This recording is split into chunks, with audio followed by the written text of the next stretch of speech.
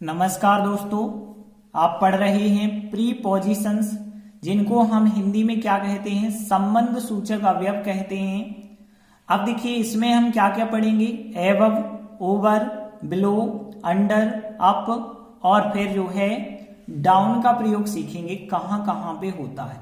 तो इनके हिंदी मीनिंग है, एबव का हिंदी मीनिंग से ऊपर, के ऊपर ओवर को कहते हैं, से नीचे बिलो को कहते हैं, के नीचे अंडर को कहते हैं और अप मतलब ऊपर की ओर, डाउन मतलब नीचे की ओर। अब हम सीधे नियम पे आते हैं। पहला नियम है, ध्यान से समझना इस नियम को, हम एक डायग्राम के माध्यम से बता रहे हैं।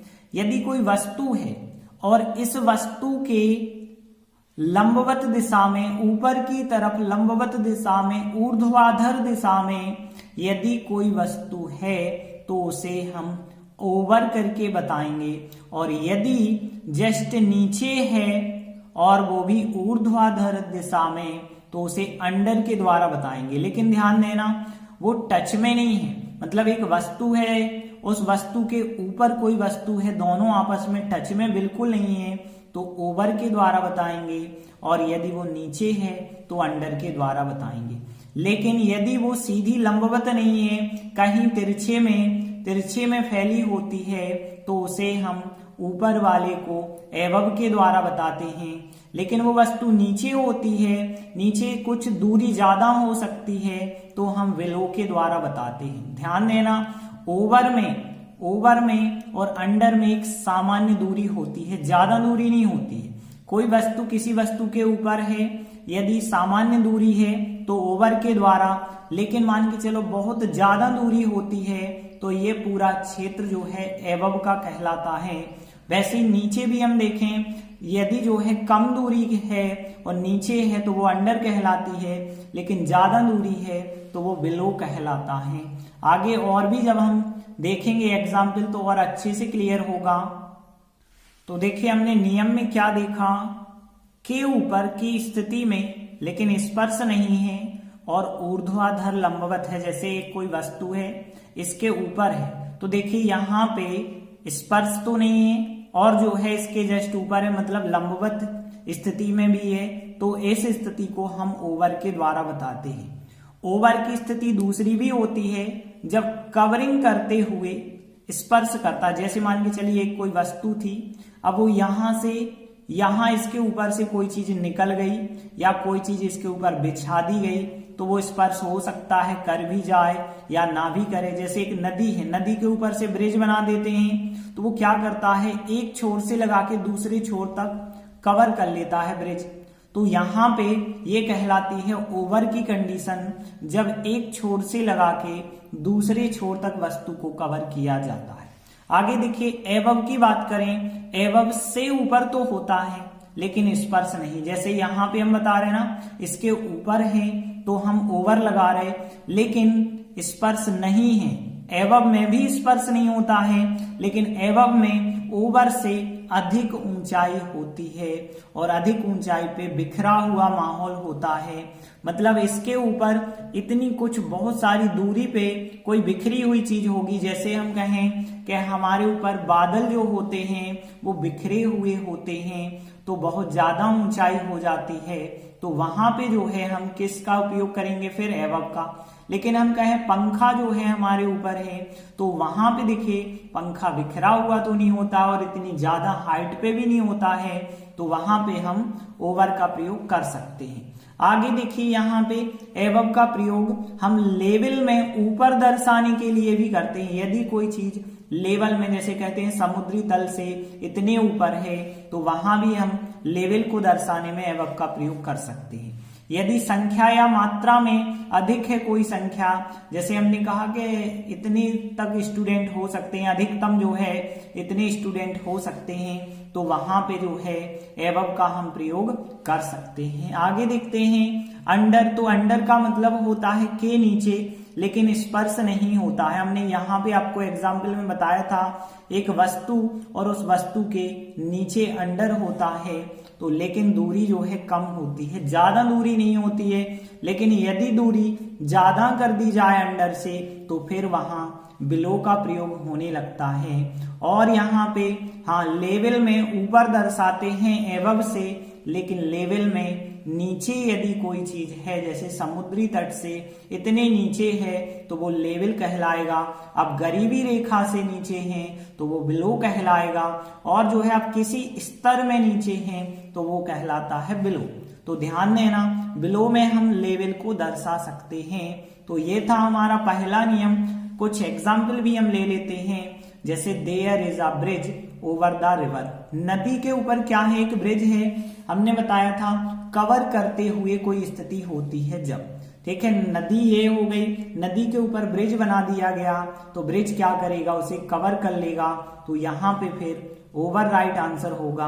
अगला देखिए, the kites rose rise, rise क्रिया उठना जो होता है उसका सेकेंड फॉर्म है।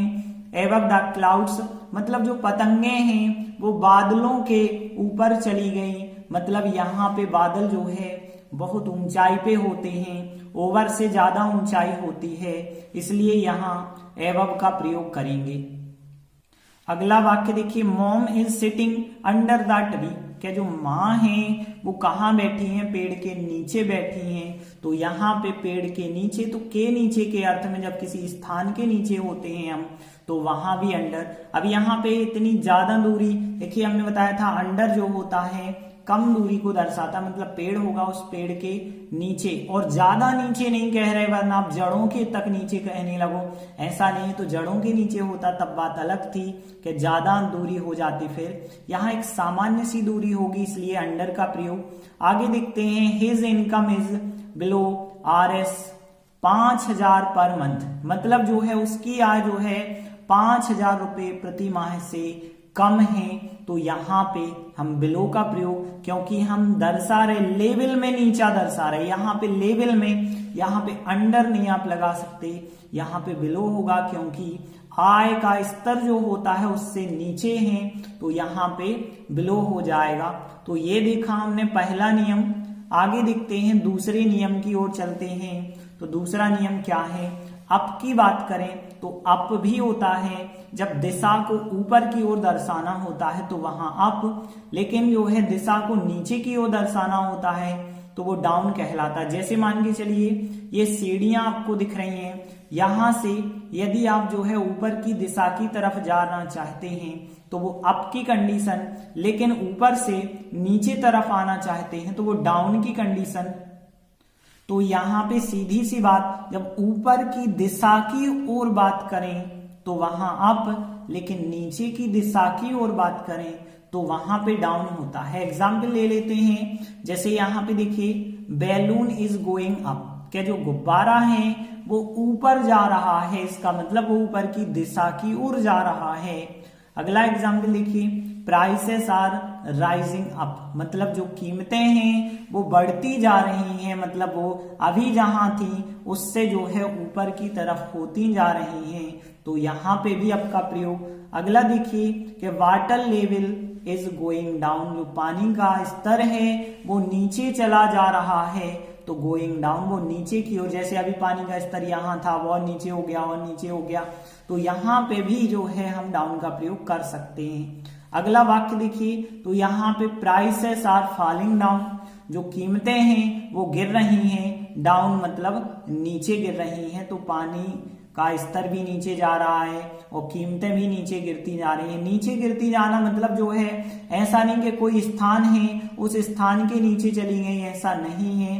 तो वहां नीचे की दिशा को हम बताना चाह रहे हैं, ऐसा नहीं है कि यहाँ ऊपर जा रहे हैं तो ऊपर कोई स्थान के हम ऊपर की बात कर रहे हैं। नो, अप का मतलब ऊपर दिशा की ओर, देखे ना, यहाँ भी अप का मतलब है ऊपर की ओर जा रही है, मतलब बढ़ रही है, यहाँ पे घट रही है या नीचे की दिशा की ओर जा रही है। तो बढ़ना घटना जहां पे आपको लगता है वहां पे हम अप डाउन का प्रयोग कर देते हैं। अगला नियम बहुत इंपॉर्टेंट नियम होता है, क्योंकि ये फिक्स प्रीपोजिशंस होती हैं। कुछ शब्दों के साथ प्रीपोजिशन फिक्स होती हैं, निश्चित होती हैं कि इस शब्द के साथ ये वाली प्रीपोजिशन ही लगाएंगे। जैसे देखिए, क्लाइंब के साथ अप प्रीपोजिशन फिक्स होती है। क्लाइंब अप मतलब किसी भी चीज पर चढ़ना, जैसे पेड़ पर चढ़ते हैं, माउंट एवरेस्ट पे चढ़ते हैं, तो यहाँ पे जो है जब किसी स्थान के ऊपर हम चढ़ते हैं तो क्लाइंब के साथ अप प्रीपोजिशन का प्रयोग किया जाता है। जैसे मेकअप मतलब भरपाई करना होता है, किसी चीज की कमी है और आप उसकी भरपाई करते हैं तो मेक क्रिया के साथ अप का प्रयोग किया जाता है। जैसे ले डाउन का मतलब होता है प्राण न्यौछावर कर देना, तो ले यदि क्रिया आएगी तो उसके साथ जो है डाउन लगाना ही पड़ेगा। जैसे यहाँ पे वॉक अप का मतलब भी होता है कि या तो चलना भी होता है, चढ़ना भी हो जाता है। इसका मतलब जब आप किसी सीढ़ियों पे जो है चलते हुए चढ़ते हुए जाते हैं तो वो वॉकअप कहलाता है। और गेट अप आपको पता होगा उठना के लिए कहते हैं, जहां उठने की बात होगी वहां गेट के साथ अप का प्रयोग हम करेंगे। लेकिन गेट डाउन का मतलब उतरना होता है, जब आप सीढ़ियों से उतरते हैं, एरोप्लेन से उतरते हैं तो गेट डाउन का प्रयोग वहां पे कर सकते हैं। ऑल ओवर का मतलब होता है सर्वत्र, सर्वत्र या सभी जगह। तो यहाँ पे जब भी हमें सर्वत्र सभी जगह का अर्थ देना होता है तो ऑल के साथ ओवर लगाते हैं। ओवरकम का हिंदी मीनिंग विजय पाना भी होता है, जीतना, विजय पाना। ओवरकम तो ओवर के साथ कम का प्रयोग हम कर देते हैं, या कम के साथ ओवर का प्रयोग यदि इकट्ठा लिखा है तो आप समझ जाइए उस क्रिया का मतलब है विजय पाना। अगला देखिए सिट डाउन होता है, स्टैंड अप होता है, ये तो आपने सुने ही होंगे। सिट डाउन बैठने को कहते हैं। बैठना मतलब नीचे तरफ बैठ जाइए, आप नीचे की जगह बैठ जाइए। स्टैंड अप मतलब ऊपर की ओर खड़े हो जाइए। तो यहाँ जो कुछ फिक्स प्रीपोजिशन थी जो अक्सर हमसे पूछ ली जाती हैं। आगे हम एक्सरसाइज में देखते चलते हैं जो जो एक्सरसाइज परीक्षा में पूछी गई हैं। जैसे देखिए पहला वाक्य, the aeroplane was flying Khalistan the clouds. जो एरोप्लेन है वो उड़ रही थी क्लाउड के ऊपर, बादलों के ऊपर उड़ रही थी। तो अब यहाँ पे एक चीज ध्यान देना, बादलों की बात हो रही है और आपको पता है बादल जो है ऊंचाई पे होते हैं और अधिक ऊंचाई पे होते हैं। और हमने आपको बताया था अधिक ऊंचाई की स्थिति यदि बतानी होती है तो वो एवब के द्वारा बताते हैं। अगला एग्जाम्पल देखिए, Ram is hidden Khalistan the bed. मतलब राम जो है छिपा हुआ है बेड के नीचे। तो बेड जो है पलंग को कहते हैं, तो वो पलंग के नीचे यदि छिपा है तो अंडर का प्रयोग करेंगे, क्योंकि बिलो भी होता है के नीचे। लेकिन किसी स्थान के नीचे जब बिलो का हम प्रयोग करते हैं तो बहुत ज्यादा दूरी होती है नीचाई में, तो यहाँ ज्यादा दूरी तो नहीं होगी, तो हम अंडर का प्रयोग फिर करेंगे। अगला एग्जाम्पल देखते हैं कि देयर इज अ रूफ खालिस्तान अवर हेड। जो हमारे सिर हैं उन सिर के ऊपर क्या है, एक छत है। तो यहाँ पे जो छत होगा वो क्या ज्यादा ऊंचाई पे तो नहीं होगा, एक सामान्य सी ऊंचाई पे होगा। तो वहां पे हम किस चीज का प्रयोग कर सकते हैं, फिर ओवर का प्रयोग कर सकते हैं। अगला वाक्य देखिए यहाँ पे, प्लीज स्प्रेड। स्प्रेड का मतलब फैला देना, तो कृपया फैला दीजिए। कोई कपड़ा होगा उस कपड़े को फैला दीजिए, टेबल के ऊपर फैला दीजिए। देखिए जब टेबल के ऊपर फैलाएंगे तो वो टेबल को कवर कर लेगा, ढक लेगा। और हमने कहा था यदि ढकने की स्थिति है, एक छोर से लगा के दूसरे छोर तक पूरी तरह से ढक लेता है और स्पर्श होता है या स्पर्श नहीं होता है तो भी वहां पे हम ओवर का प्रयोग करते हैं। जैसे हमने ब्रिज वाला एग्जाम्पल दिया था कि ब्रिज एक छोर से दूसरे छोर तक नदी को ढक लेता है, अब वो टच में हो ना हो। उसी प्रकार से कोई कपड़ा टेबल के ऊपर यदि आप फैला रहे हैं तो वो ढक लेगा टेबल को, मतलब कवर कर लेगा, तो ओवर का हम प्रयोग करेंगे। जैसे अगला एग्जाम्पल लेते हैं, द कैट इज खालिस्तान द टेबल। या अंडर और बिलो ऑप्शन है, तो यहाँ पे अंडर द टेबल होता है टेबल के नीचे।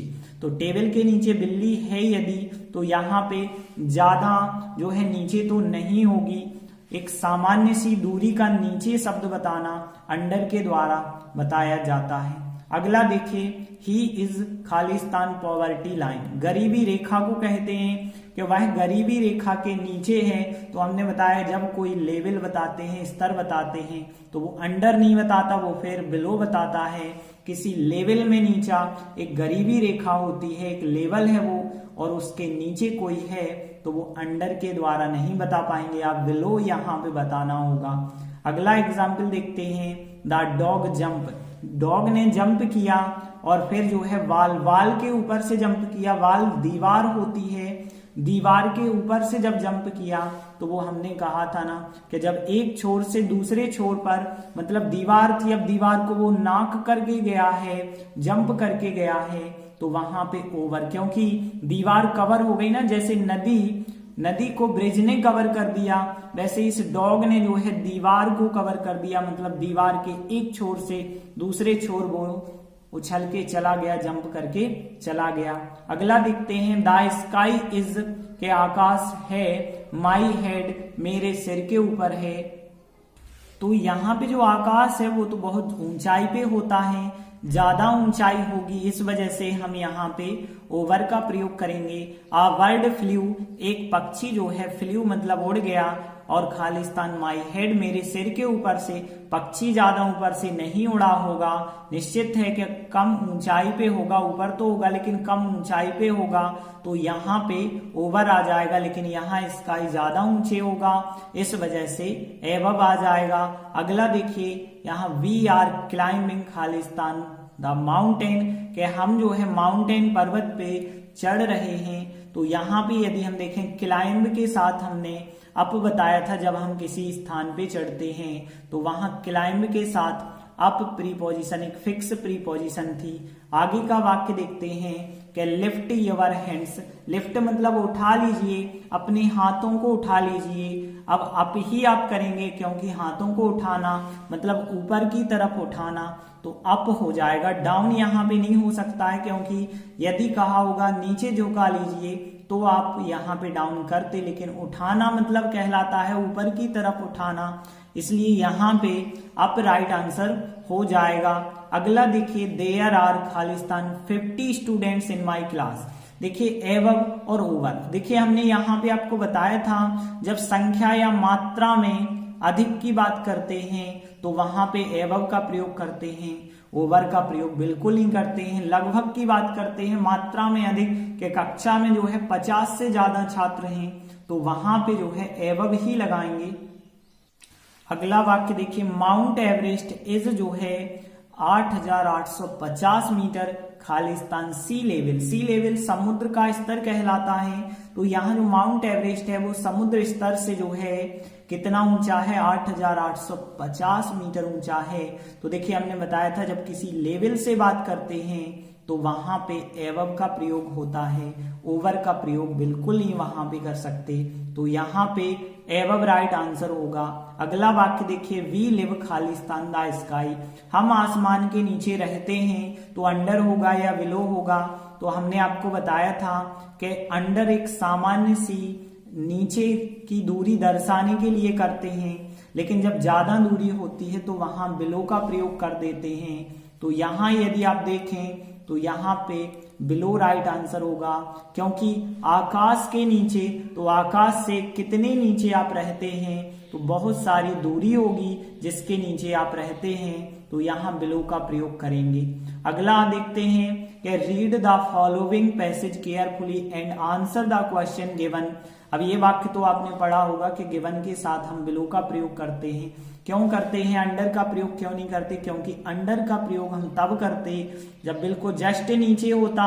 जैसे आपने देखा होगा कि बहुत सारी पैसेज दे देते हैं, उस पैसेज के नीचे नीचे जो है आपको क्वेश्चन दिए जाते हैं, तो देखिए यहाँ पे उसके नीचे कितने भी नीचे हो सकते हैं, तो यहाँ पे बिलो ही हम प्रयोग करते हैं। एक कम दूरी पे होते, यदि एक ही लाइन का क्वेश्चन होता तो कह देते अंडर, जैसे आपने देखा होगा अंडरलाइन कहते हैं, तो अंडरलाइन यहाँ पे होती है अंडरलाइन, और थोड़ी नीचे तो अंडरलाइन नहीं आप करते।